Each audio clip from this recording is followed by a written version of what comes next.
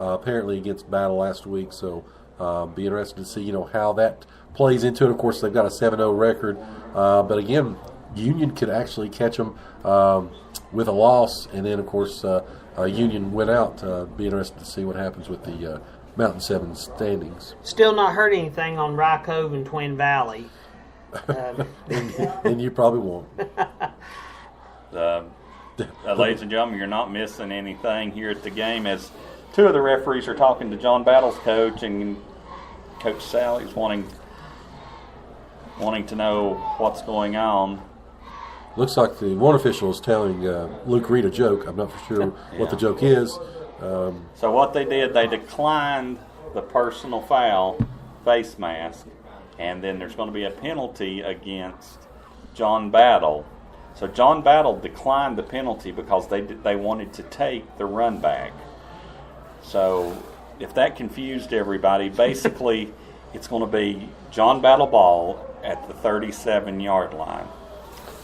Because if they had re-kicked it, the odds of him getting past the 37 would have not been as good. So with all that said, 10 minutes later, it's going to be 1st and 10, John Battle at the Gate City 37. Watch out again, number 80, Jonathan Looney.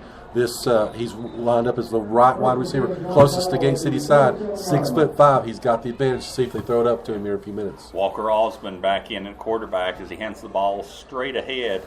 Hard running was number 20, Cunningham. Cunningham, who checked in the second half, carries the ball down to about the 35-yard line. So we've got about 2 minutes left here in the third quarter. Back and forth game. Again, this is a 4-point game as we close in for the end of the third quarter. Both these teams, VHSL playoff lives are on the line here at Legion Field. Two wingbacks in the backfield, running back behind the quarterback as he's in the shotgun, two wide receivers to both sides. Again, the handoff is straight ahead to number 20. He's got running room to the 30, 25, and down to the 20-yard line. New life for the Trojans with their running back, Dylan Cunningham, who did not play at all in the first half, I don't believe. And he's carried the ball for one touchdown and carrying the team on his shoulders again this time. John Battle using their size up front. They're hitting, they're going right at Isaac Stapleton right now. He's getting a little bit tired, you can tell. They're double teaming and coming off on the linebacker with a chip. Right now they're getting some running room on that Gate City interior. Again, quarterback in the shotgun. He's going to hand the ball off straight ahead. And Dylan Cunningham, once again, they could have ran an option on that, probably got a lot more yardage, but we sold out to the inside and guessed right. So it's going to be a loss of 1. So it's going to be 2nd down and 11. Again, we talk about the responsibilities. They cannot forget about that pitch man. Of course, when that quarterback pulls it, all of a sudden you're putting that pressure on that outside linebacker and cornerback. If that cornerback flies up, there's nobody out there to defend it. This could be what they're setting up to do. This play right here as they hand the ball off inside once more. This is going to be number 9, Bryson Denton. Denton, who ran the ball a few times in the first half, carries the ball for maybe 2 or 3 yards.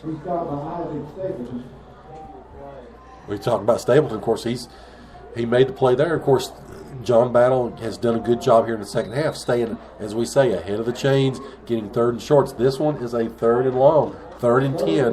Of course, does Gate City hold them here? And if they do hold them here, does John Battle's kicking game come into effect? Yeah. They spread it out a little more this time. It's going to be 3rd and 10. They're going to pass the ball. They're going to pass the ball out to the left side. No, you're going to have to run it, and he's going to get sacked. No, he breaks through one tackle right there, but coming back to putting the nailing him right there was going to be John Hutchins.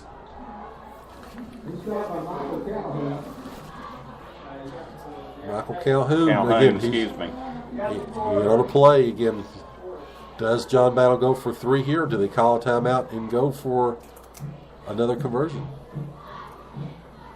While they're trying to decide, there's a good one brewing in Jonesboro. Crockett scored again in the third quarter now. They have a 14-7 lead over Boone. I'm really surprised at that one. I thought Boone would take control of this game. And again, like I said, that running game, of course, Crockett, if they have, of course, the ability for Cade Larkins and his group to be able to air it out a little bit, and give them that 7-point lead in the third quarter. Do we have anything else as we go to the fourth quarter here at Gate City? Marion has scored again. They're up 28-12 now over Tazewell. Greenville all over Granger County, 49-0. Tennessee High is still 35-14 over Cherokee. Cloudland has finally broken the 0-0 tie. They're up 8-0 over Johnson County. Good defensive struggle. Good defensive struggle. A lot of people were picking Johnson County in that game.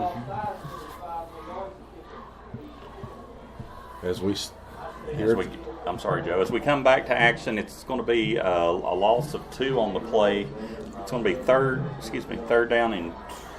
fourth down and 12. So 4th and 12, and it looks like they're coming on for about a 39-yard field goal to cut the deficit to 1 point. So be ready for anything on this. But again, a 39-yard field goal by their kicker, who is Jaden Farley. Farley's kicked really good tonight. There's the snap down, kick up, and this kick is going to be good, just in by the right upright. The snap was a little low, but the snapper was able to get the ball, or the holder was able to get the ball down just in time, and Farley got the ball just inside the right upright. That ball was good by about 2 or 3 feet, but nevertheless, they've cut the first play of the fourth quarter. They've cut the lead down to 1 point, guys. It was 11 just moments ago. Now it's 21-20. Gate City still leads. 1 point's as good as 20, but the way John Battle's moving the ball, Gate City's going to have to answer a score here before long. That rushing attack, we talk about the triple option. Gate City's starting to get a little bit tired. They're not as disciplined on the defensive side. Now they're starting to get a few lanes.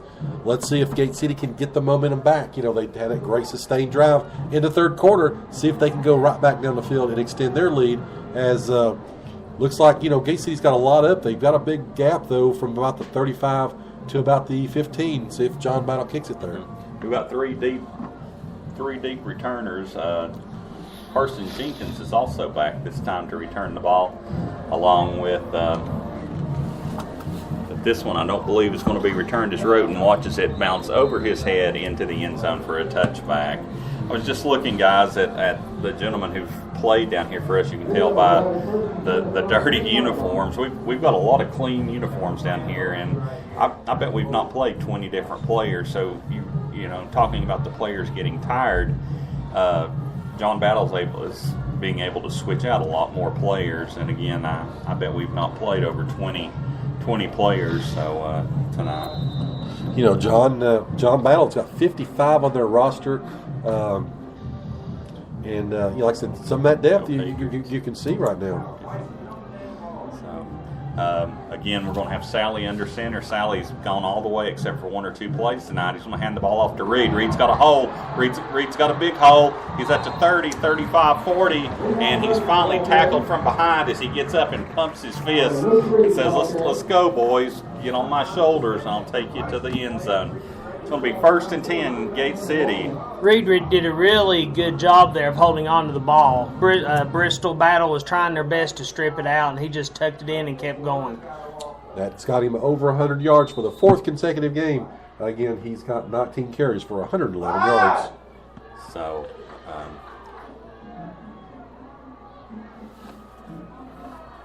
taking their time, no problem. As again, we have the 3-back set. We're going to hand the ball off this time, and we're going to get little to nowhere. Getting stuffed right there was Blanton, but Blanton didn't have a chance, to be honest. The blocking kind of got overwhelmed. Big number 68. I'm not sure of his overall size, but he's a big old fella.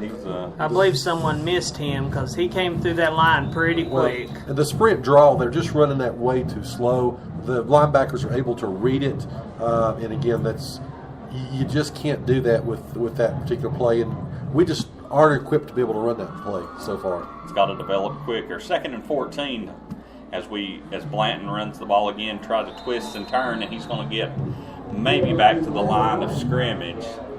So Blanton, again, is running the ball hard but unable to get through. Again, he runs into the teeth of big number 68. He was over on the right side of the line this time. So 68 goes about a little over 300. So he's a horse to bring down. And they're big up front. They're good up front. That's where their returning starters from last season are. So again, that's the strength of their team, is they've got us 3rd and 13 here in the 4th quarter. Blanton and Reed in the backfield, as we have 2 wide receivers to this side, one to the far side, as we're going to throw the ball deep again, and it's going to be to Tomlinson, and that pass was just thrown up. Mack was open at about 15 yards down the field, but again, we were throwing the ball, tried to throw the home run pass again, Joe and Chris, and it just 5 yards overthrown. Jake Hicks, he was there. I mean, it was early if he would have hit him, but again, going for the home run just didn't work. I'm afraid that's going to come back to bite us. They get a pick like that could totally swing the momentum in this game. Of course, we're talking about the special teams. John Battle has played better than us on special teams. Could a kickoff or a punt return here flip the tide as well? So we're going to be in punting formation as Vermillion kicks a low kick that's going to roll and roll and roll and go out at about the 17, 18-yard line. Vermillion kicked that ball from the 25-yard line, so flipping the field at about a little over 50 yards. That was a pretty good punt. Flip the field, plus if it rolls out of bounds, they can't return it. Yeah, so they've been able to move the football here in the second half. Big defensive stand time now for Gate City. Ridgeview's just got 2 quick touchdowns. Joe, they've now got a 24-20 lead over Abingdon. Good football game going on in Abingdon so far. So we've got 9 minutes and 44 seconds to go. Gate City has to have a stop right here as John Battle comes out and see what formation they're going to come and set up in. They're going to go with their two wing backs, 1 running back behind, as they have their second string quarterback in, and they hand the ball off to number 20. And they're learning about Cunningham now. Cunningham gets about 2 yards. It's going to be 2nd down and 8 after he carried the ball straight ahead. Don't be surprised. Again, they've got a mismatch. Looney, their number 80, big wide receiver.